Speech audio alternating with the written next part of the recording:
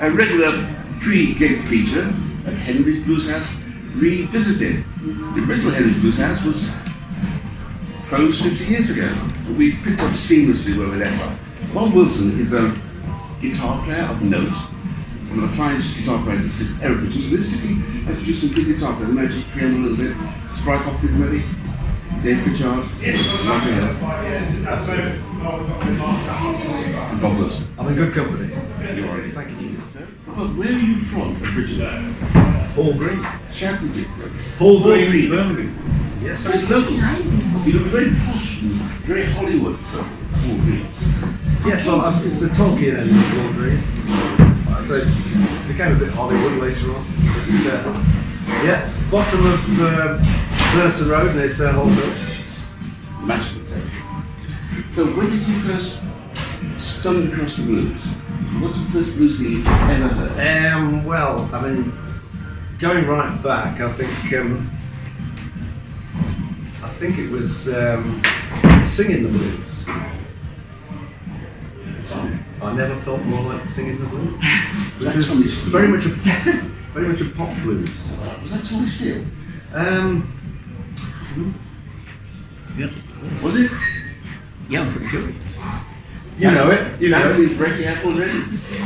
But no, I mean the first blues I think really was what year did Blues Volumes 1 and 2 come out? The Blues Samplers. Wait. I asked the questions. Mid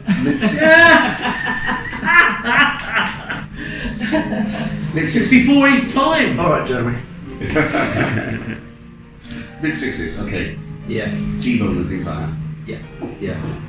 Howlin' Wolf, Little Walter. So when did you first hear these guys physically?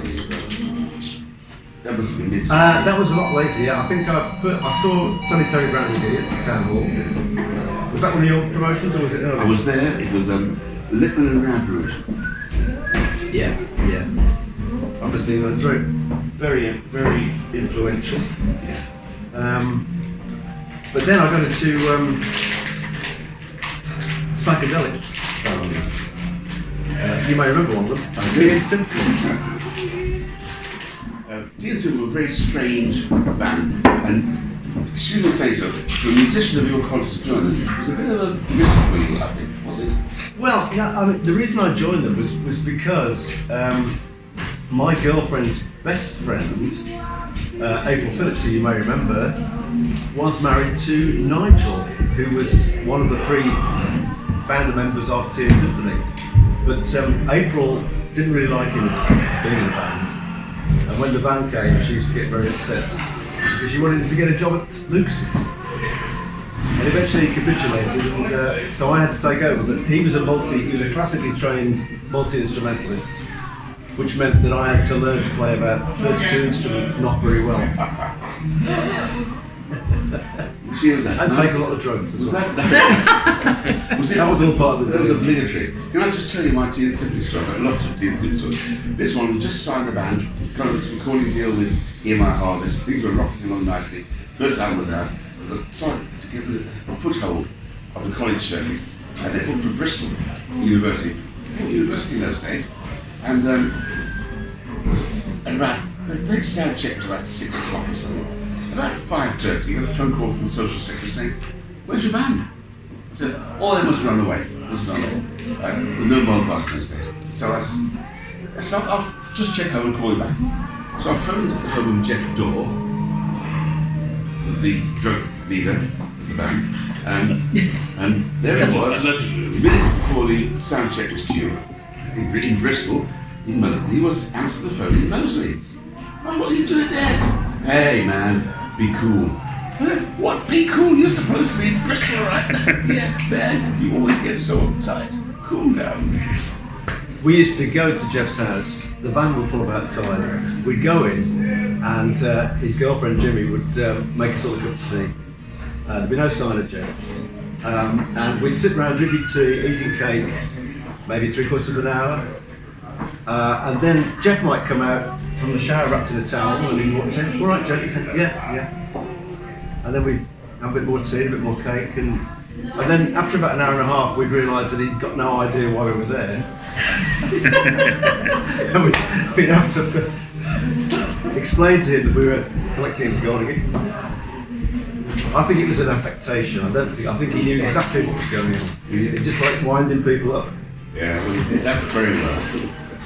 Excuse me, what year are we? We're 1969, I'd say. Is that right? 1969. Before my time. Yeah, Exactly. yeah. Poor Jeff. Yes, Poor Jeff sorry. died sadly in 1980 or 81. Yeah. Resemble that. Because there was always a great mystery about Jeff. Nobody knew how old he was. He could have been anything, couldn't he? From 25 to 55, he just didn't know. He was a magical gnome. It's very strange. But we did find out when he died that he was in fact, I think, 38. Yeah. Oh, Yeah. Stop it. Really? wow. But he had a heart condition. It was, yeah. So, very soon after that, did our paths cross again? Yes, our paths crossed, and I'll tell you, if I remember rightly, what happened was, I'd left Tea Symphony. I'd arranged to go on holiday to France with my girlfriend, and there happened to be 2 Tea Symphony gigs during the period when I was going to be away, and this seemed to be a massive problem.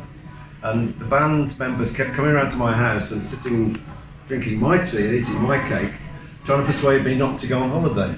And then eventually I went on holiday. So obviously that was the end of being in the band, because that's what happens, isn't it? You know, you're either in the band or you're not in the band.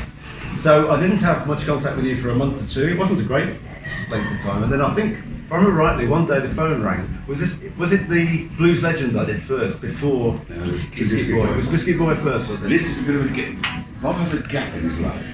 I've got more than one gap.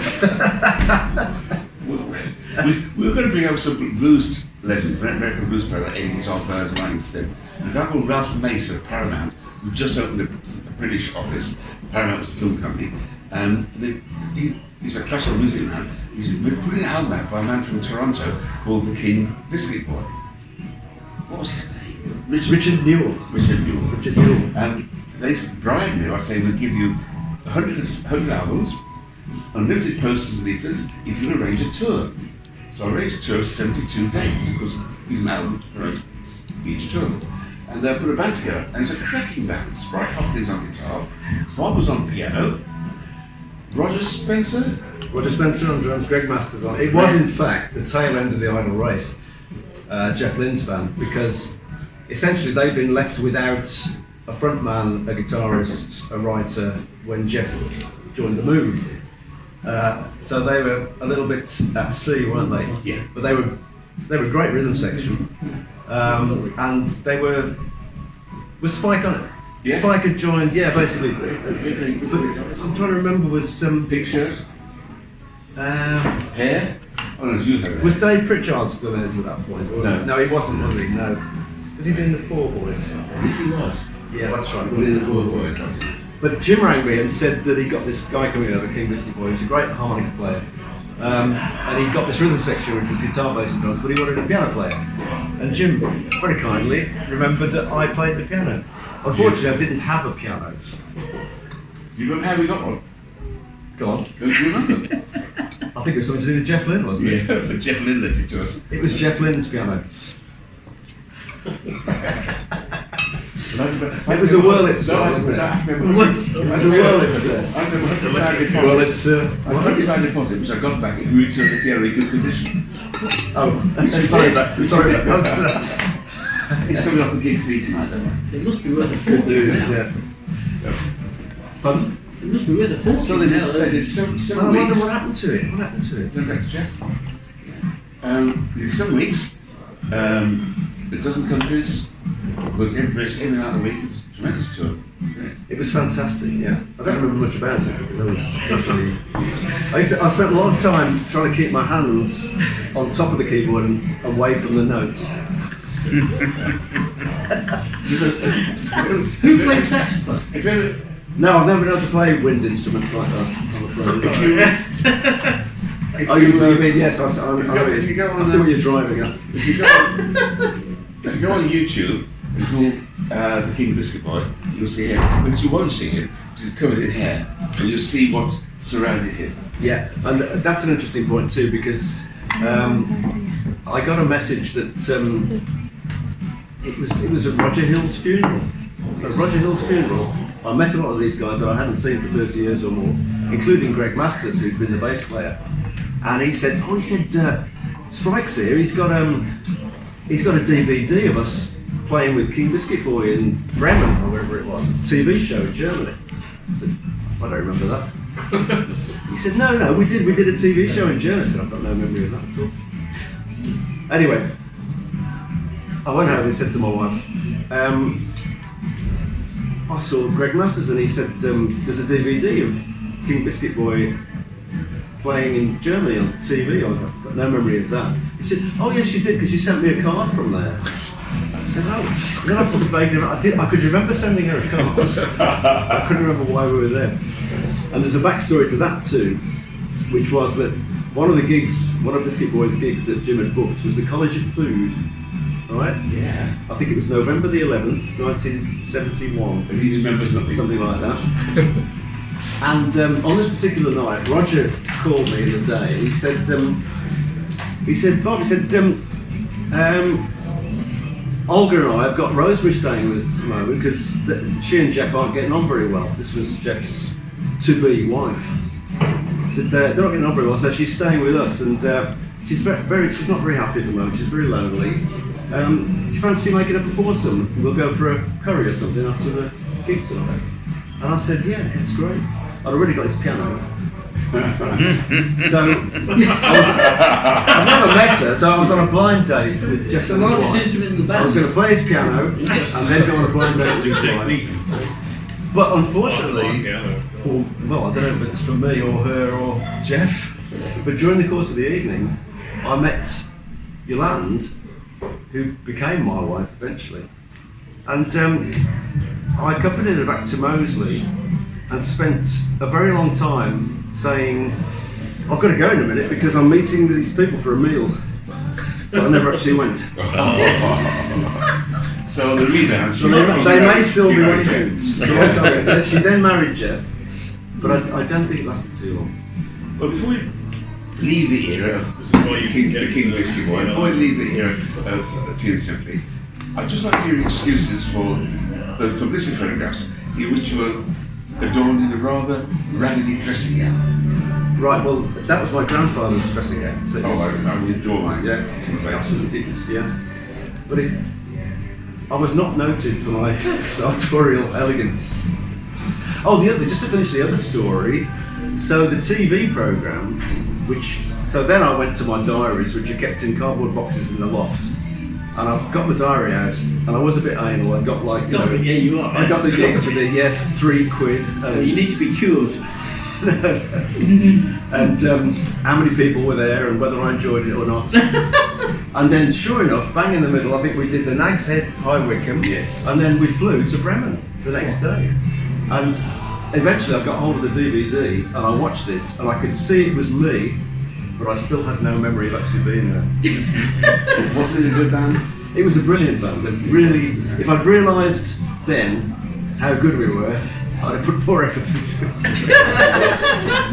Richard Buell, the harmonica player, was the son of the biggest fish and chip chain owner in all of Canada. I didn't know that. Yeah, and he went back home 1.5 stone lighter than when he arrived.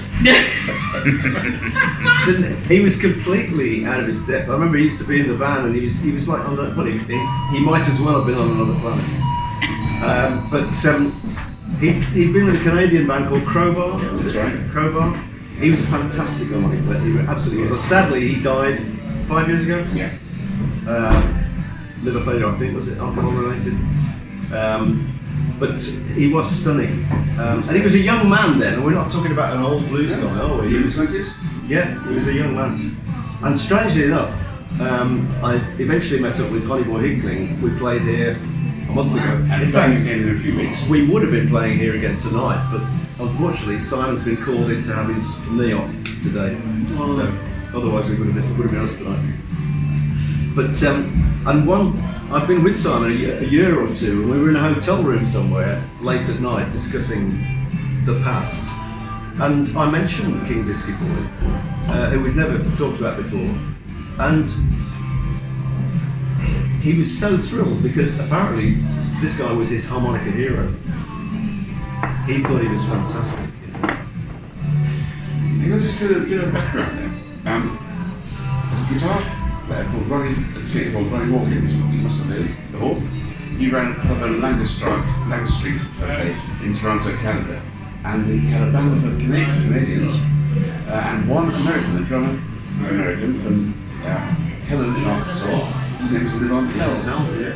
And Albert Goldberg.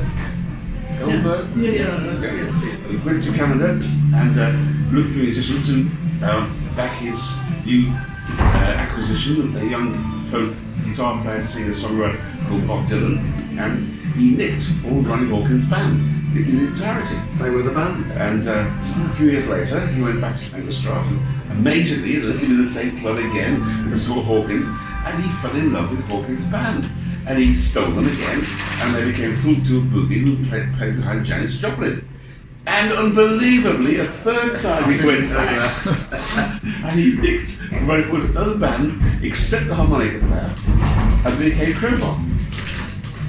And they recorded under their own names, called Warner Brothers, and didn't get anywhere. But that's the Biscuit Boy, which is right up there with the harmonica players. There's a guy, what's the guy's name from Canada, so runs a record label now? Is that Talkin Steve Peterson.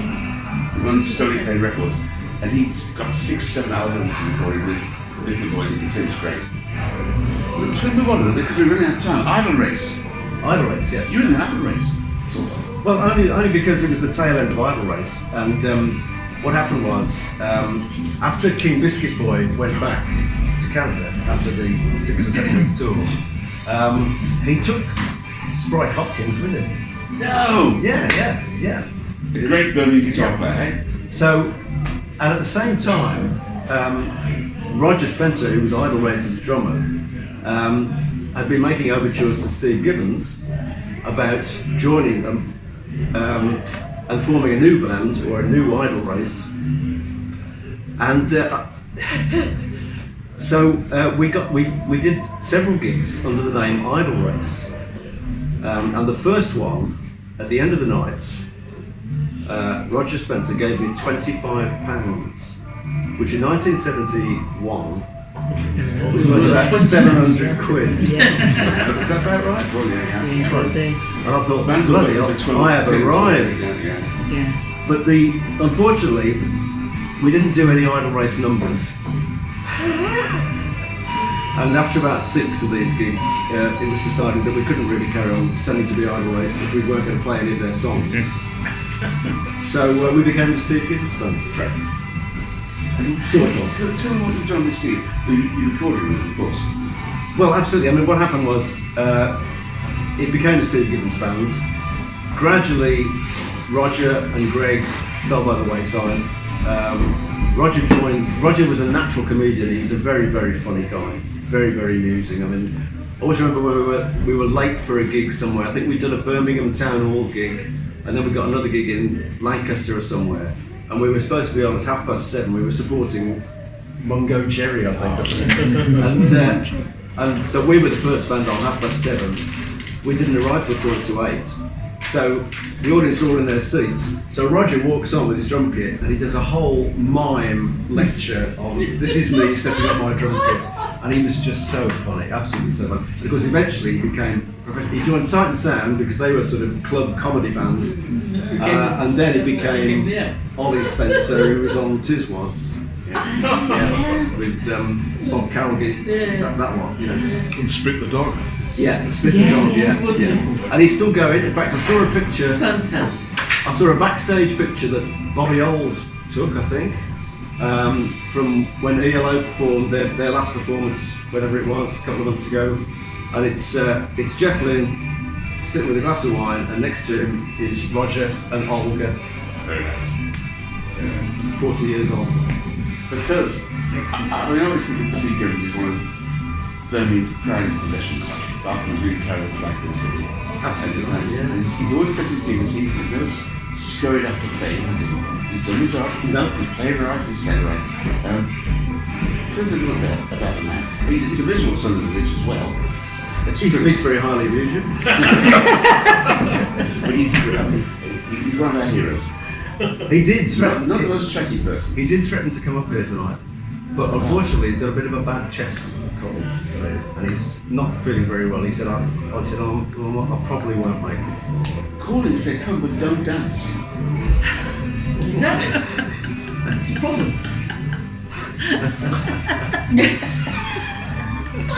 That's what I said to Chris. Bob helped us out quite a few times with our American blues record. We made 200 odd albums of American blues men. I won't reel off the list. Well, I'll reel off a bit of the list.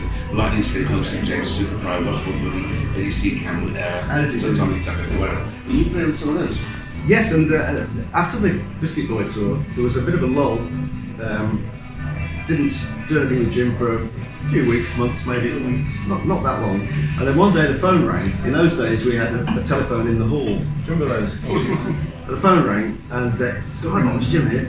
Do you fancy a gig with the blues men, with the blues legends?" I said, "Yeah, great." He said, "I've got Roger Hill on guitar and Pete York on drums with Spencer Davis band. Did you think about it? And if you could play bass for us, that'd be fantastic." And I said, "Oh, that's great, Jim." He said it's not a lot of money. It's a fiver. You got to remember, it's 1971. He said, "I'll call you back with the details." So there was an hour passed, and the phone rang again. I picked the phone up. Jim said, "It's all on." He said, "You can collect the van from H.J. Evans. The gig's in Colchester." He's booked you already. No trouble. And it was great. So I had to go and pick these two guys up. It was Lightnin Slim and Whispering Smith. Lightnin Slim, they were staying up in Rock Park Road or Portland Road. On the Happy Road, yeah. Portland Road, I can't remember the name of That's right, yeah. And I collected them from the hotel. And they weren't old men. They seemed like old men to me, but they were probably only in their 40s, weren't they, then? Something like that, yeah. Same age as me. This was before Then. Steve Gibbons. This was, as it was forming, it was sort of, as it was forming, 71, something like that. And so I collected them from the hotel. I'm driving the van, and we drive off down Hagley Road. We get to the ivy bush, and the lights are on red. And before I can stop them, they've slipped the door back and they've gone because they've seen the off-license. And they came back with a bottle of whiskey, which they proceeded to drink all the way to the gig. And if one of them fell asleep holding it, the other one sneaking out of his hand. But they were just great. They were absolutely great.